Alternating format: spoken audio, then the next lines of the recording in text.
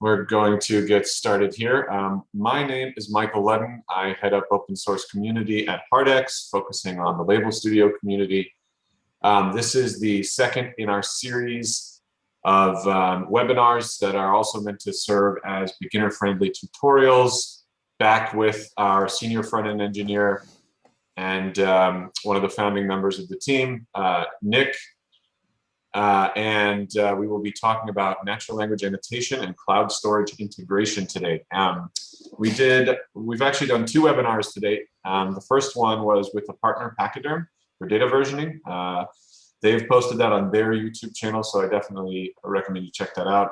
They're at Pachyderm Inc. on Twitter as well. The second one that we did was actually the first in a series of how-tos focused on LabelStudio. You can go back and watch that from a couple of weeks ago here on our YouTube channel. We'll be creating a playlist as we go along, and these are intended to go from beginner-friendly to advanced tutorials and also sprinkle in a few partner tutorials as we go along. In case you don't know, we're doing these on a bi-weekly basis, and so the next one will be the week after next, and that will actually be another partner tutorial. We'll announce what that's going to be about. Hopefully by the end of next week. Also, for questions, as we go along here, we're going to do a little bit of an iteration on what we did last time. The title says Natural Language Annotation and Cloud Storage Integration, but we're actually going to start with the cloud storage part. And after that section, we'll take a pause and we'll answer all the questions that were asked in our webinars channel on LabelStudio Slack. So we're going to be doing all our questions from the LabelStudio Slack channel webinars. You can join that with a single click, you following that bit.ly link below on the screen if you want to submit questions now or as we go along. We also have a few queued up that were asked before the webinar. Thank you for those of you that submitted those. After we answer the questions that were asked on the LabelStudio community Slack webinars channel, for cloud storage integration, we'll move on to the second section, natural language annotation. We'll do Q&A, question and answer after that as well. And then we will just do some general wrap up after that. So I guess I just kind of went through my next slide already. Hopefully this will, there we go. So yeah, just brief introductions, already kind of did that. I'll kick it over to Nick in just a moment. We'll walk through of some popular cloud storage integrations. Pause for questions, then top natural language annotation scenarios, then some more questions, we'll wrap up. So without further ado, I'm going to stop sharing my screen, Nick, and I will kick it to you if that's all right. Yeah, thank you. Thank you. So first of all, thank you everyone for joining. Hello, and yeah, as Michael said, today we're covering cloud storage integration and natural language processing. So let me quickly share my screen right now. Okay, so here we go.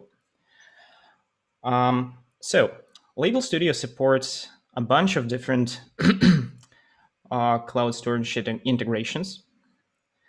But to do that, to understand what we support, let's first create some test project. Let's name it test project. And we are not gonna upload any data right now, and we are not gonna set up our labeling right now. We will do it in just a minute. So if you navigate to project settings and open tab named cloud storage, you can see here 2 types of storages. First one is source cloud storage.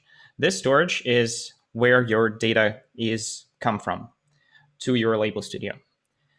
The second one is target cloud storage. This is where your data go after you labeled it.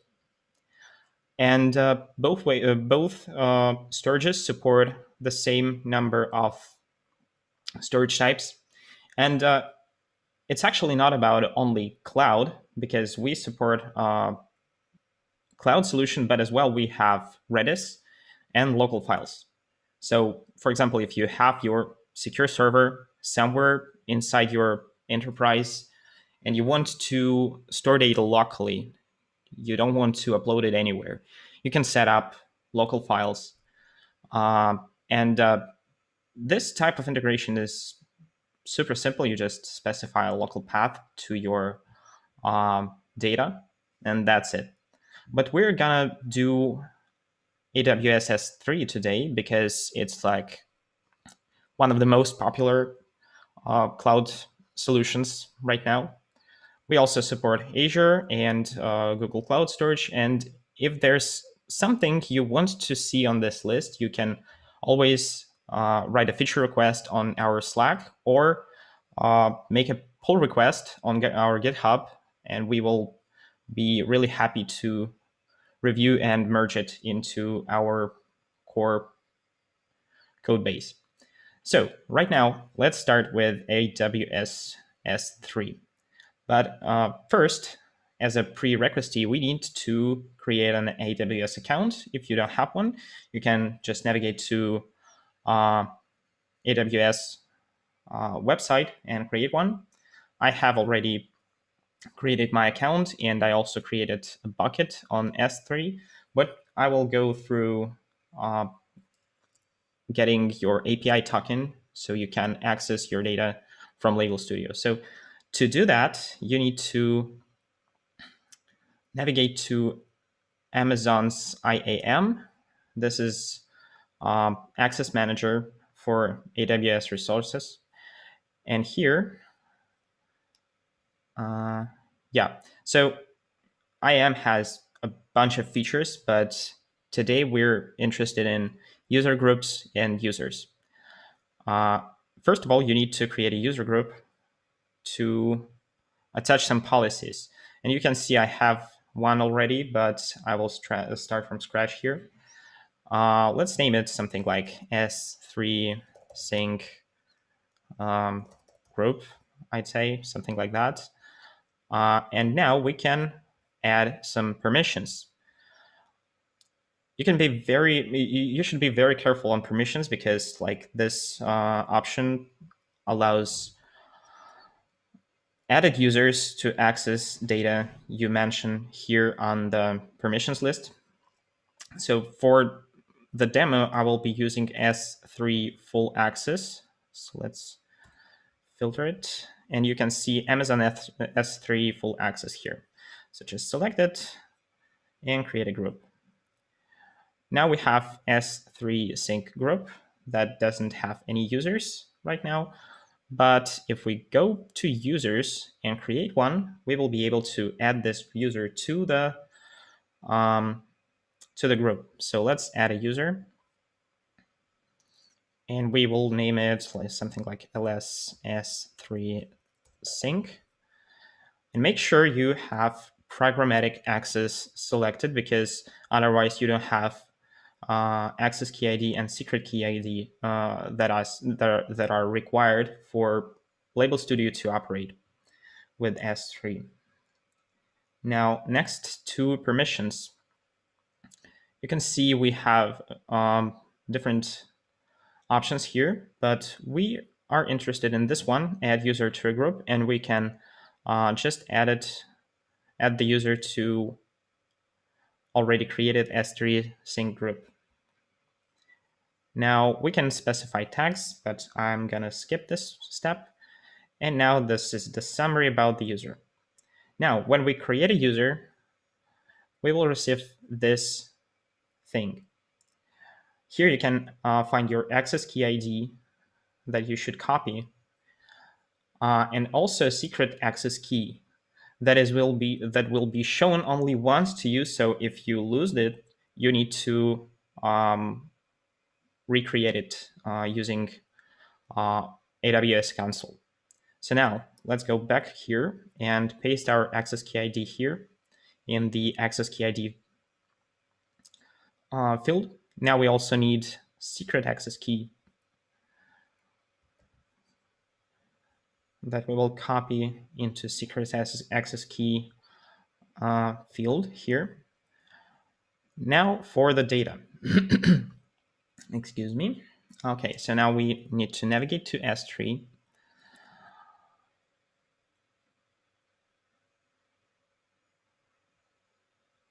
And yeah, it's a little bit slow. I'm sorry. So here you can see I have a bucket HTX input data that I'm gonna just copy and paste into the bucket name here in the LabelStudio. Like this. Let's go back, and here you also can specify a bucket prefix. Bucket prefix is essentially a path to your files inside S3. As you might know, S3 doesn't have like folders in their classic understanding, but they have keys and prefixes. The prefix is basically concatenated string of path of folder names, like folder names, you know. And in this fake news folder, I have a bunch of files that I want to upload to LabelStudio to be able to annotate some data. So it takes some time to load, but you can believe me, there are, yeah, okay, so there are some files, a bunch of them. So as a prefix, we just want this fake news thing to copy into bucket prefix here. And now one thing that you need to keep in mind, if you want to use every file on your S3 as a like separate data sample, you need to check this toggle here and make sure it's enabled. We won't use pre-signed URLs right now. Yeah, and that's it. Optionally, you can specify a storage name, storage title, I'm sorry, fake news, something like that. And also you can filter files by a regular expression. You can either filter files by extension or maybe some part of the file. Maybe it contains some meaningful data. In my case, every file is just a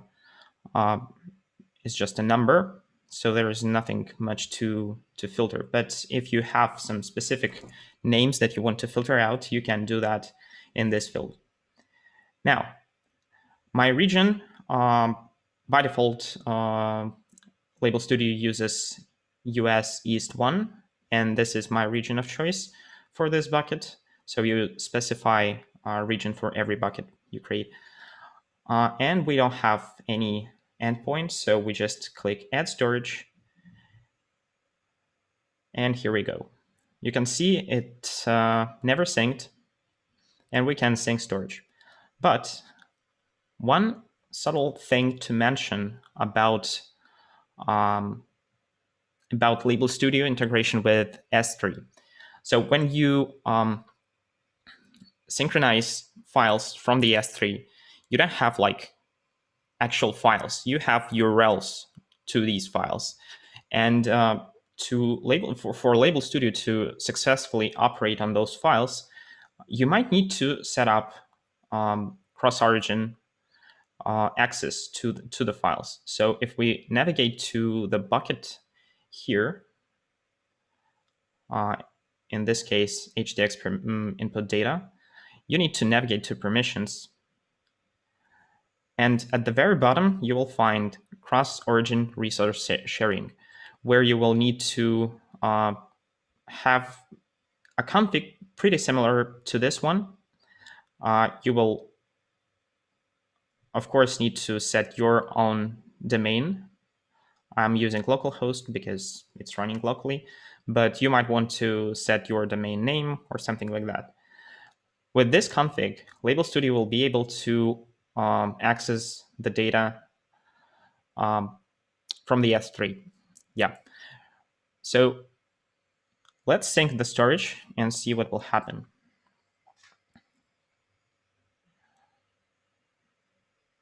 It takes some time. It, of course, depends on how much data you have. And actually, Maybe my internet connection is a little bit slow today.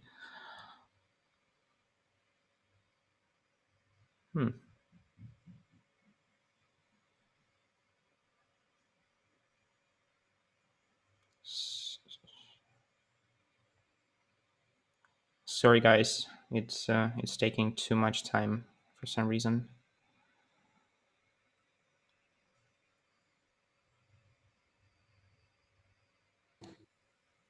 It happens.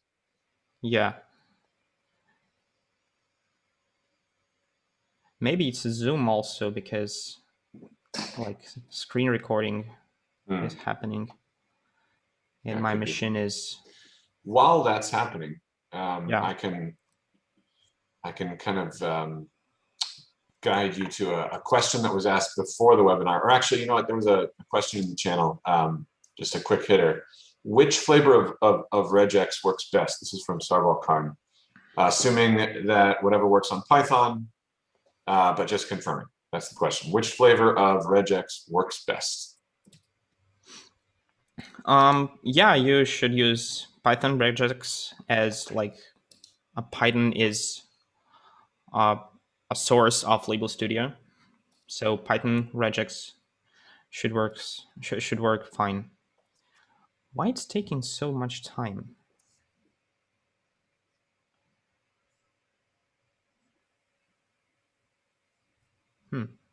This is weird.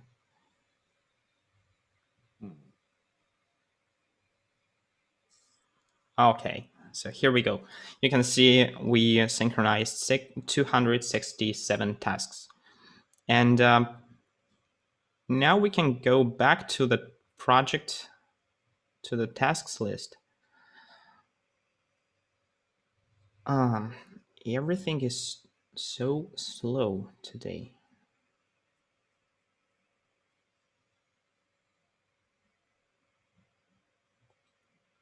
Wow.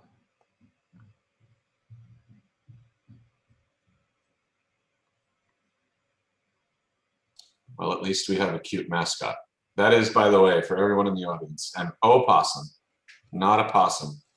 It's very important to at least one of our founders that you know the difference. Anyway, I'll stop. Okay, so something is really, really bad.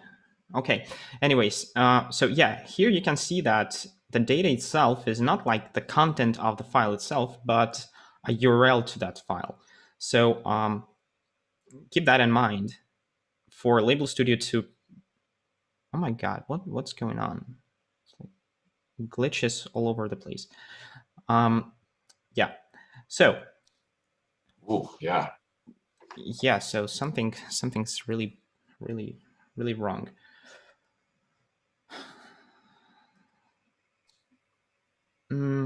Okay. So as we're talking about natural languages today, we will start with.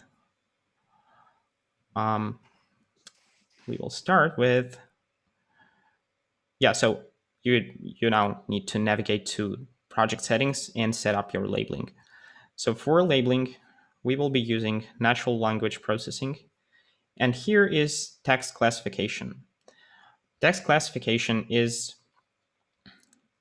just a bunch of checkboxes to classify your text, actually.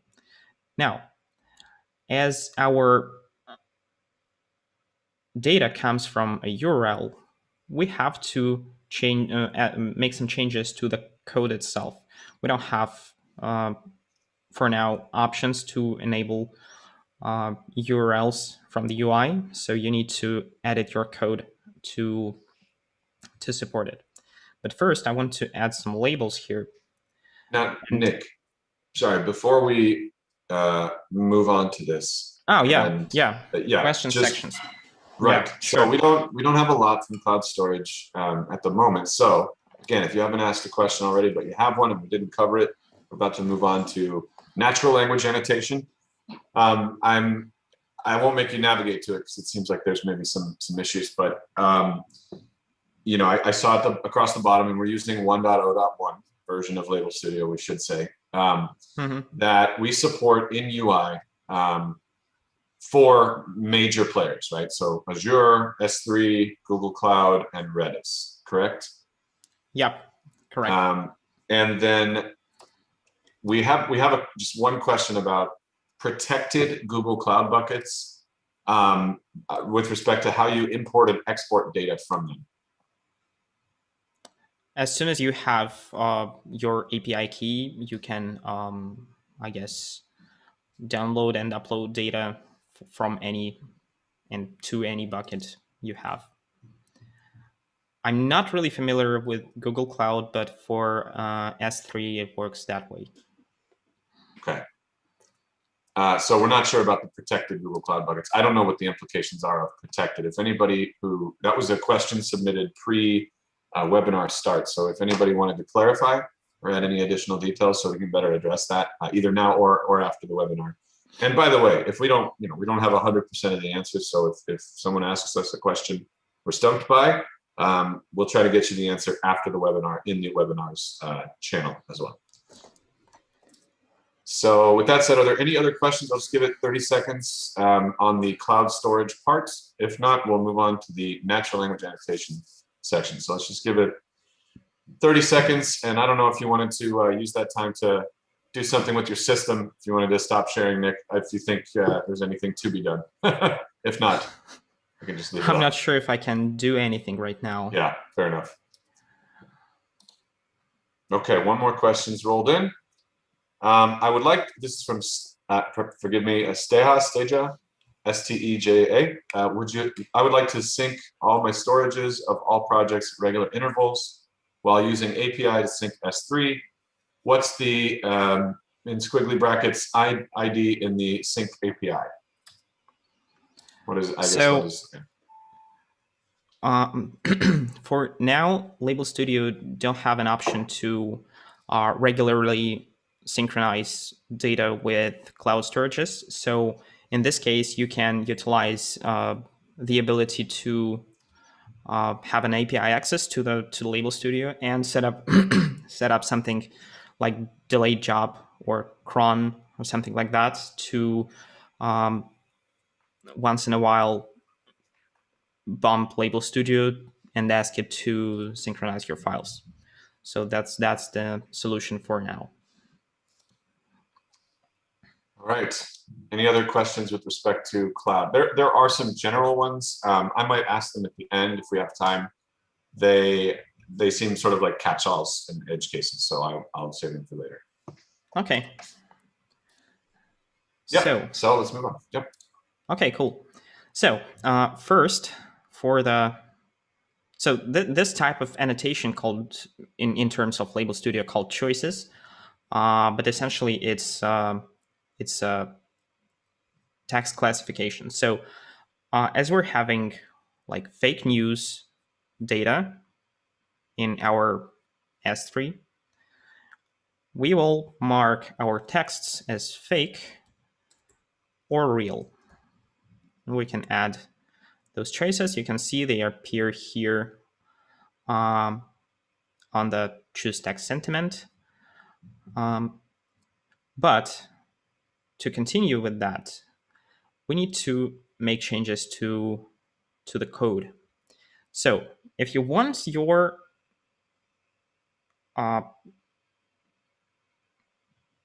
labeling to work with URLs, you need to specify value type equals URL for the, in this case, text tag. And let's change the title to something like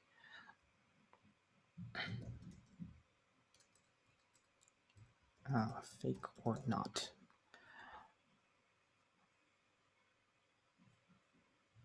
So now we have our config prepared. And this is like the basics of, on choices or text classifications. Classifications, if you want. So now we again waiting for the data to load. Okay.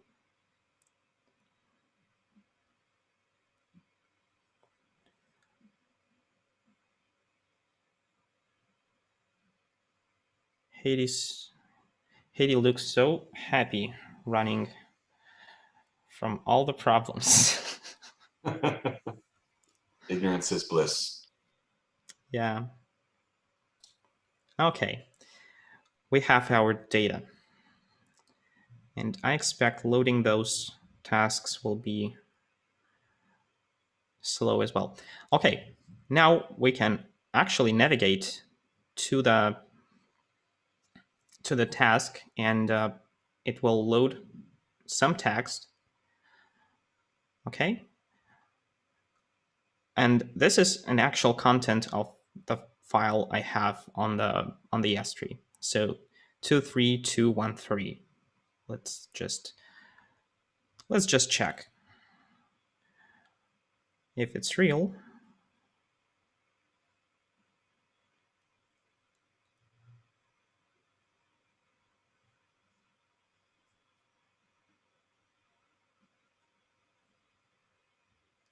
Uh, 23213. Okay. And here is the public URL that I don't. Yeah, sure. I don't have access. So this is private pub bucket. Okay, so you can actually believe me. All of these tasks are different, and all the text comes from the actual files from S3. So now we can label something. We can like mark this as fake. I don't really read the text, so no bias, I'd say. And this one is like, oh, this is a huge one. Okay, let's mark this one as real. Submit. And let's take one more here.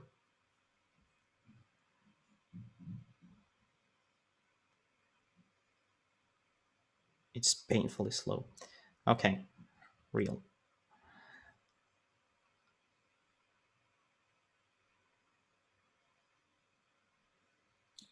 Well, this is Okay, almost cool. a service to everyone who's listening to this after the fact, because you know they're Yeah. going to run it at 1.5 speed anyway, if not 2. Yeah. 2x. Yeah. Yeah, I'm so sorry for these lags. I don't know what happened. Something's wrong. Okay, so now we have 3 tasks annotated, and we want to export them to the S3. So to do that, we are going back to settings, to the cloud storage, and adding a new storage here. Let's name it fake news export. And the bucket name will be the same, HDX input data. Bucket prefix will be train data. Oh, great. So yeah, we'll need to go to IAM and create another access key. So now let's go back to the users, LS S3 sync, security credentials. Yeah, by the way, if you want to invalidate your previous access key, you need to go to IAM users, select a user, and this is security credentials tab where you find your access key. So I just want to create a new access key because I lost my previous one. Saying don't lose your key, and I'm doing right just that, like classic. Okay, we have our credentials, and we're adding a storage. And now, if we go back to the S3,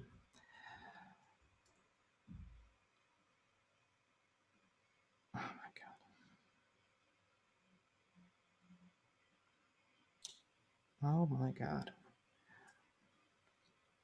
So as soon as you annotate any data on your data set, it will be automatically synchronized and uploaded to the specified bucket to the specified folder.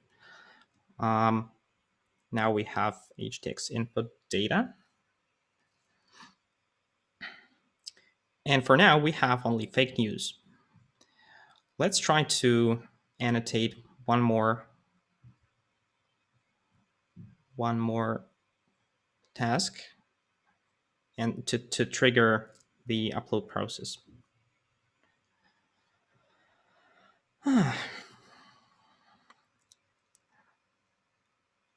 Michael, do we have any questions? Because while we're waiting, we're just wasting time. So Yeah. maybe I can ask something. Answer something.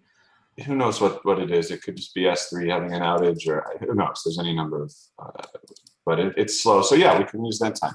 There's a couple of questions. Both of them are a little more involved. One of them is requesting if we have time at the end to walk through visually the Google Cloud Storage. But that's very similar, right? It is pretty similar, yes. I'm sorry, I don't have a Google account right now available to showcase this stuff. Fair enough, yeah. So, but it should be relatively similar. But essentially, if you go to the settings and try to add a Google storage here, you will see that. Oh my God, it's so slow. You will see that the form is basically almost the same. So you specify bucket name, bucket prefix, and you can use pre-signed URLs here as well. You can as well treat every bucket object as a source file.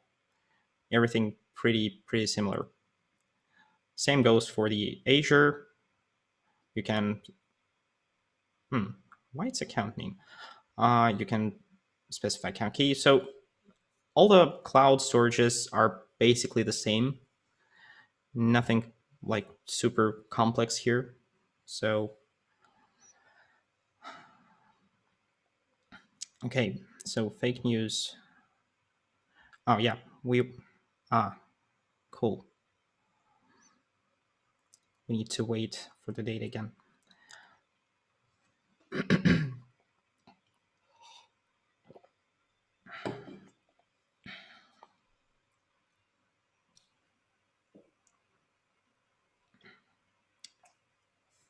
Okay, let's annotate this one.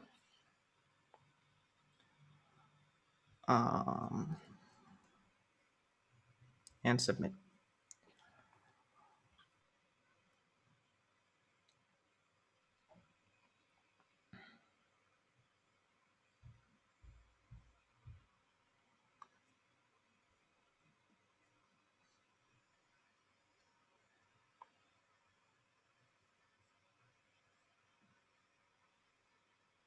And you can see here is the folder train data that was synchronized from the LabelStudio. You can find here a file that contains some data. I will just download this file because I have this bucket set to private, so I cannot actually open it in the browser. So I just want to open this file in, let's say, text editor.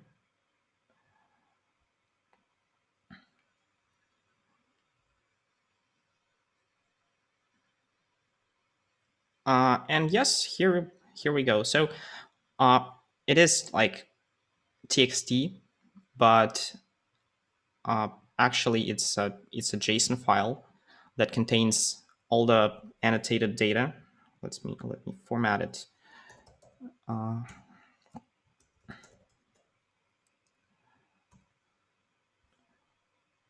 You can see I have.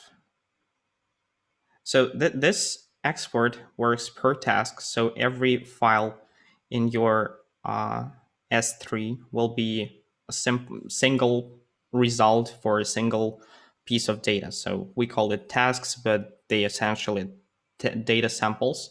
So for every data sample, you will have a separate file that specifies your choice, tag names, type of the annotation, as well as the task ID, data that was used for the annotation, some meta information, some dates like created and updated at, flag that is labeled, project name, file upload, all the stuff you need to know and you want to know about your annotation will be in this file.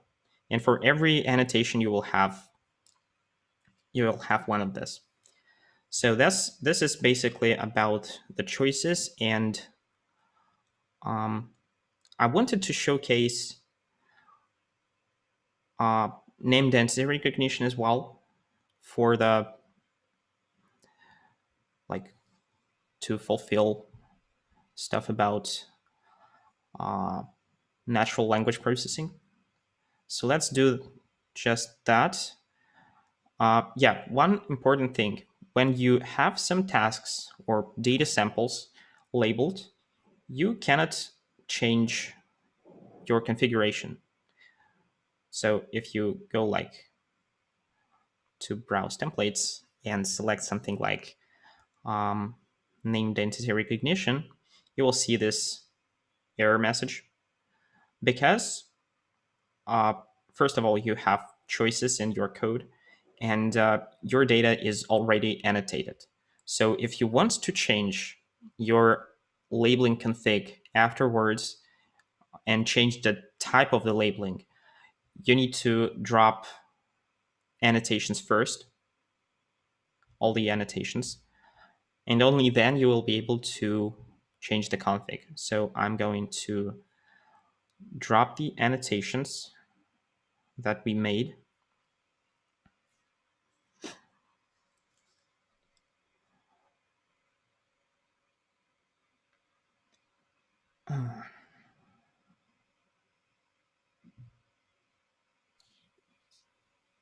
While this is happening, we have a question Sure. about different schema for natural language annotation. There's a specific snippet that was submitted, but about different cars and models and labeling them. Okay. But I think there's a broader question in there about what different types of data enrichment and annotation we do on different natural language scenario data sets. Does that make sense? So can we speak to maybe in playgrounds the different well, we can do that after this actually, but the different types of text annotation basically we support. I think the question in there would be answered by that, is my guess. I'm not really getting the question actually. Yeah, that's because you need to look at a snippet. But could you speak to the different types of texts annotation that we support? Yeah, sure.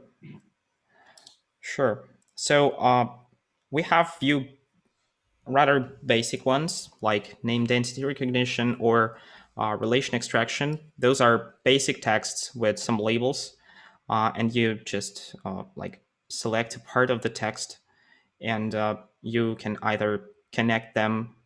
So I'm actually was going to showcase one of those right now. We have question answering, and we can actually see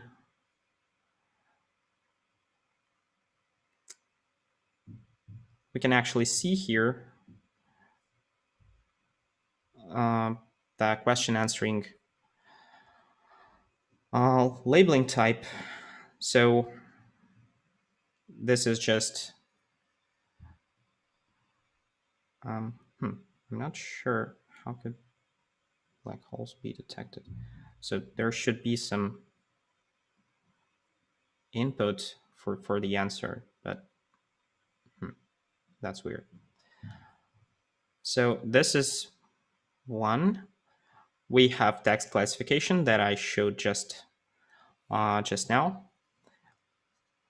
We can see here for example, machine translation and text summarization.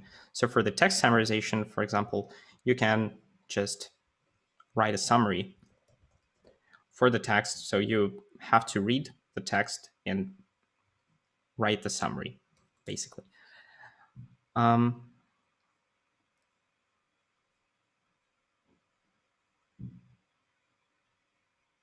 We also have taxonomy, where you have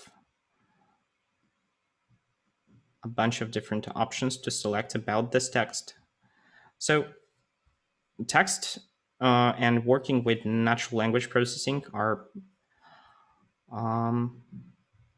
quite flexible, I'd say. So you can also combine different types of annotation for the labeling, like in case of named entity recognition and relation extraction. Like relation extraction uses named entity recognition to operate. And we can actually showcase this one because it's a little bit more complex one. So I'm not going to change any labels here. I just want to one more time configure where we get the data, value type URL.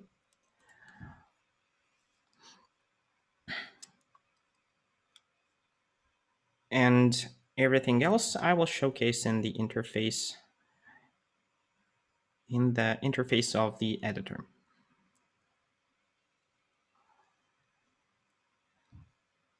Maybe, by the way, we should have like a separate webinar on text, on natural language processing only, to showcase in details every single piece of annotation type. So maybe in the future we will have something like that. Great idea. I guess that'll be determined by the community. So if anyone's interested in that, please definitely send a message, let us know. I know there are a couple of questions that I don't think we're going to be able to answer today with respect to text annotation schemes. Okay, so about named entity recognition and relation extraction. So this one is more complex than just selecting whether the text is real or fake. In this case, we want to actually select parts of the text and connect them in some relation. Ideally, it will be done by your pre-annotation, and you just need to understand, do you agree with pre-annotation or not? But today we're doing it manually. So let's say this Donald Trump is a person for sure. Now we want to select something else, like let's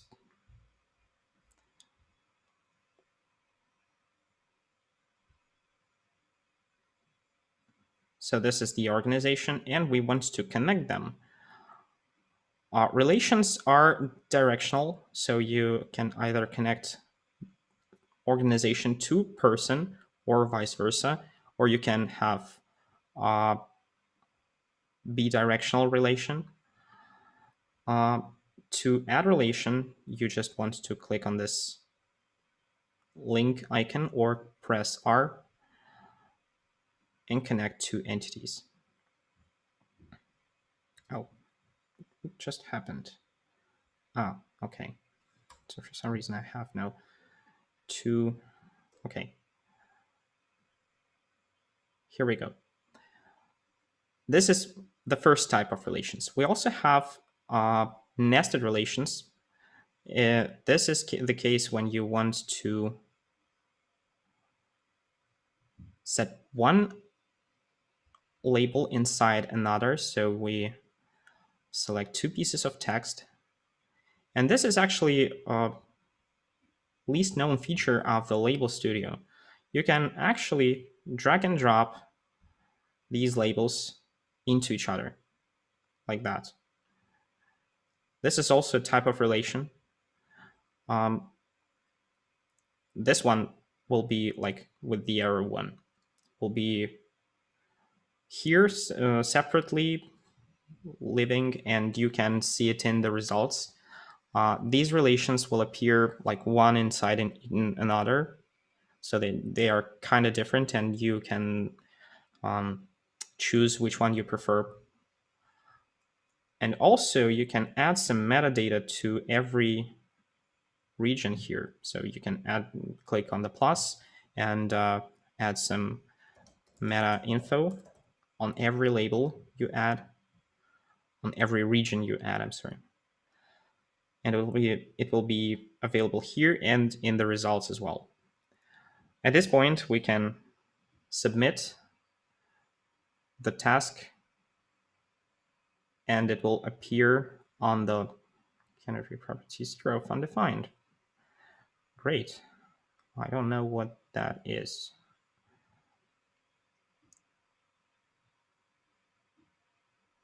Okay, cool.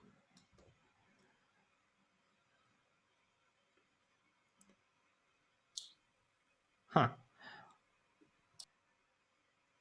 And it looks like a known issue that we are going to fix in 1.0.2. You hear to hear. What is the known issue? Some error on submit. Yes. I don't know. Something happened. Okay. So we broke the interface. That's nice. That is nice. Well, while it's broken, I don't know if you can multitask, but I have a question for you. Let's try. Yeah, sure. Okay. Okay, I think we've gotten down to the essence of the question from Diego. And thank you, Sarbal, for helping to clarify this. So this is awesome. So essentially, how do you load options instead of manually entering them? For example, with named entity recognition, all of the different entity names are preloaded in as options from a file. And the question is with respect to how do you, I believe, import options that you set up ahead of time rather than either manually entering it or working off of the stock version, I believe. So there are several options to do that. First one is like the most obvious one is to go to settings and just copy and paste a bunch of options or labels or whatever into this field. It is multi-line, and you can like add any number of them like that. This is the first one. Second option is to format your data that you upload to the LabelStudio. And you can find a guide on that on our documentation. You need to convert your data to the format that LabelStudio can understand. And if you'll have labels inside this data, you will it will automatically appear here.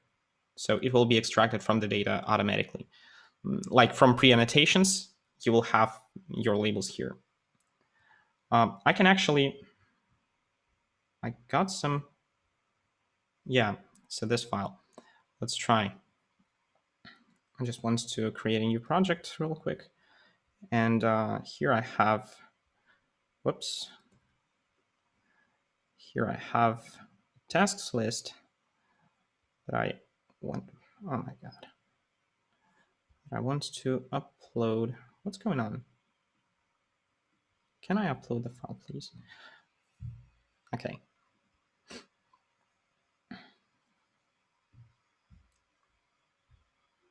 So this is already annotated, pre-annotated data that we got from Kaggle.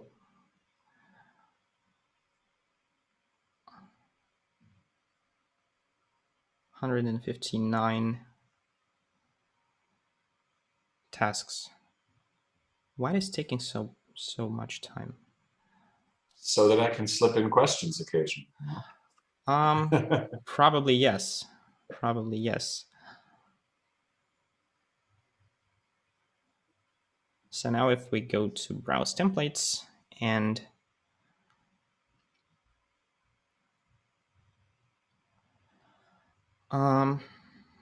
set text classification.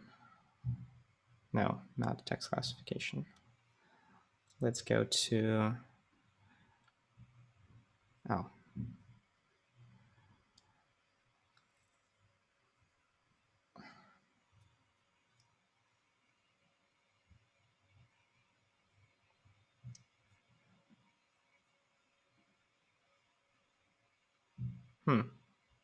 That's interesting.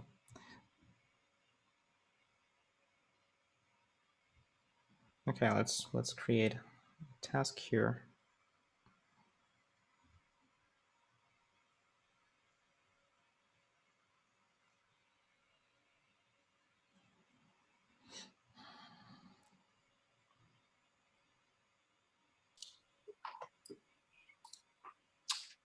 Can I ask a question?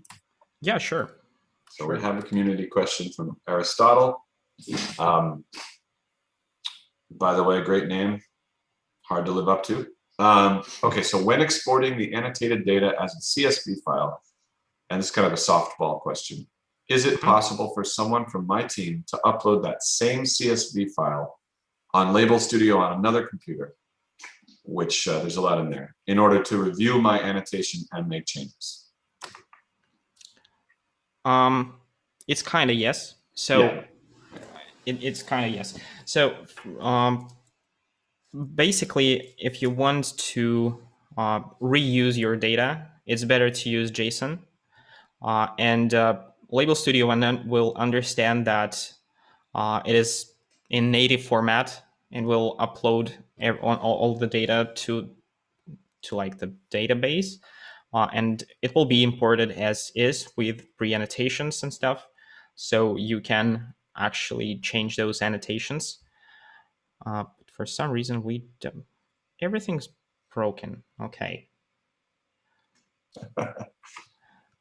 Yeah.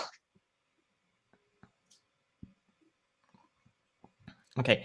Yeah. So I'm not sure about the CSV, but with JSON, you can upload the data, the like exported data, to another instance of LabelStudio and see what's going on. This is like native behavior. About CSV, not sure. Maybe it's possible, but I cannot like promise this feature. Not sure. Never tried it actually.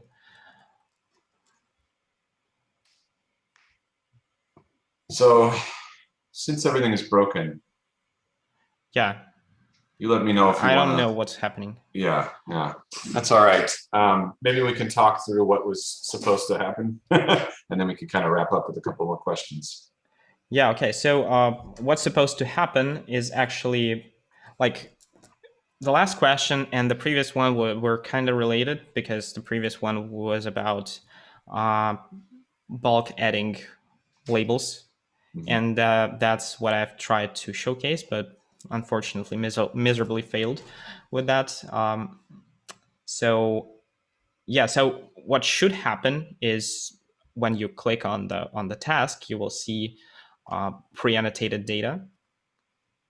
For some reason, it's not happening with predefined label, and you should see this label on the list in the config. But unfortunately, nothing works. Yeah. So we're not able to show it, but that's what the expected behavior is. Yeah. And too many environmental variables to troubleshoot right now. But hopefully that makes some kind of sense to folks watching.